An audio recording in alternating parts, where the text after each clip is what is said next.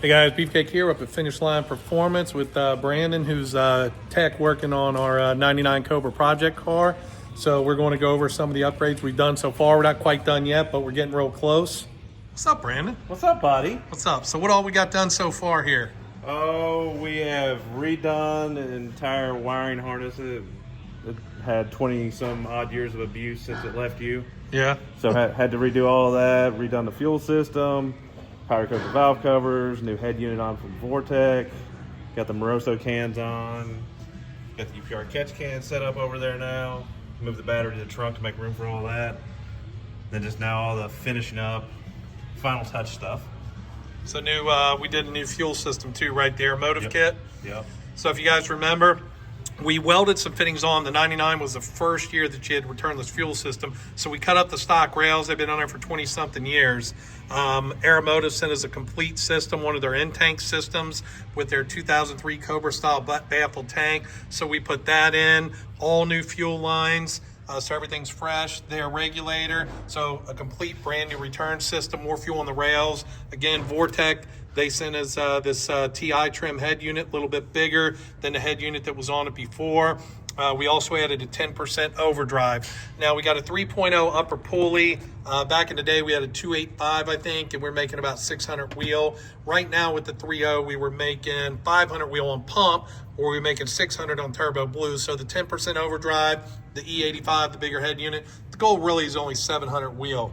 I think suspension, we did some, I know I personally did the rear suspension, but you've been working on the, Right. front? Yeah, it's got the UPR K Member, UPR caster camber plates, Viking, double adjustables. So Yeah, we threw some Crusaders, some double adjustable Crusaders on the front. You already saw the Vikings on the rear. They also, I picked up a polished intake off eBay to go with the polished head unit. If you remember, the valve covers looked horrible. So we powder coated the valve covers to give them a nice look too, just freshen the engine up. As you can see that nice shiny. Nice and shiny head unit there. And I guess you said with the wiring, you pulled out a bunch of wiring out of this thing?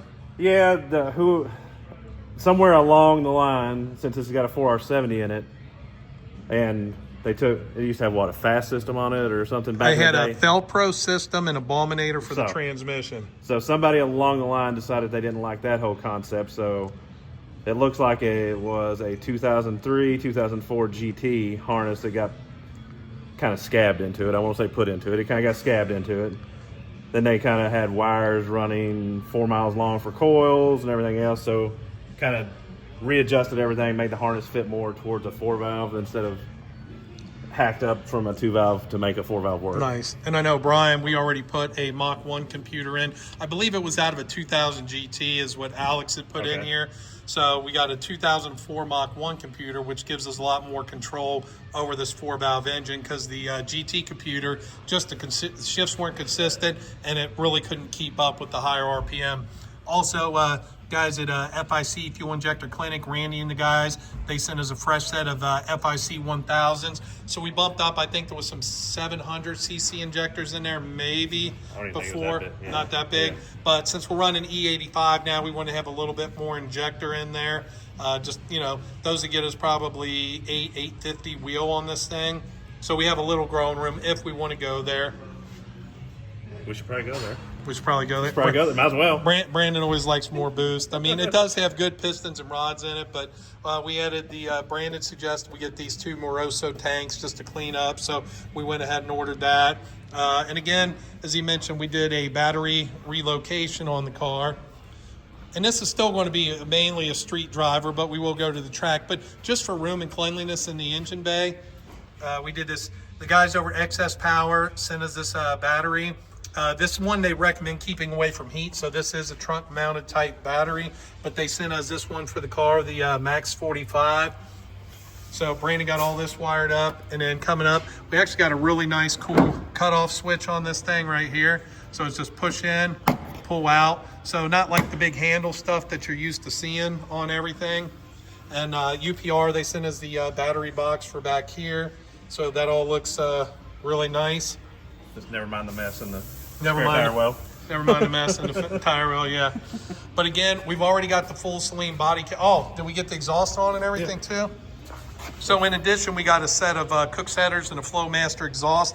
It's coming back out the tailpipes now, where we had the big dump X pipe that we custom made years ago that looked like it weighed about, it actually felt like it weighed about 150 pounds. So it weighed a lot.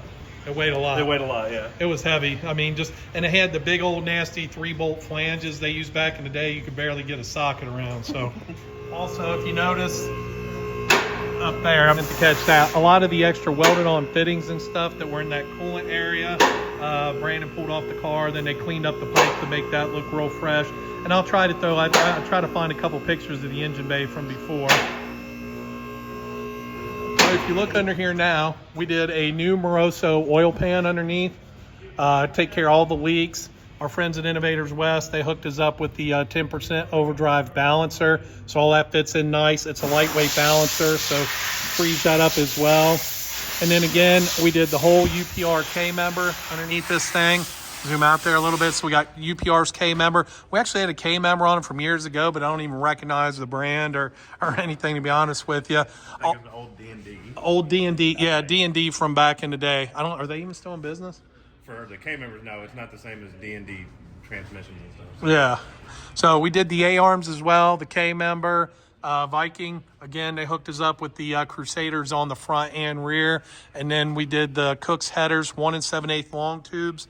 But this is so much cleaner under here now. You've got your 2-bolt flange instead of that honky 3-bolt thing that used to be under here. And then Holly, they hooked us up with one of their Flowmaster systems.